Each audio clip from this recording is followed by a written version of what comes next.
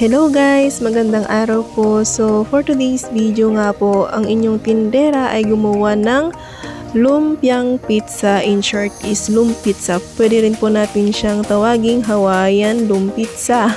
So, ito po guys ay pwedeng pang merienda at pwede rin po natin siyang itinda. So, huwag kayong aalis guys dahil ituturo ko sa inyo kung paano siya ginawa.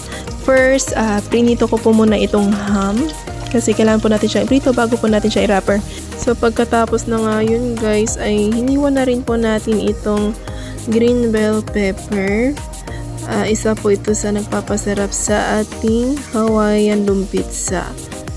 So yan nga guys, nung pagkatapos ko na po siyang hiniwa ay inilagay na nga ho natin ito sa ating lagayan. Sinunod ko na nga din ho itong ating puting sibuyas.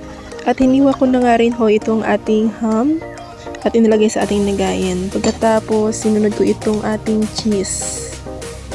So, yan guys. So, quick melt cheese ang ating ginamit dyan. Tapos, tsaka ko siya pinaghalo-halo yung ating mga nahiwang ingredients. At nilagay ko na rin po itong ating tidbits, ang ating pizza sauce or spaghetti sauce.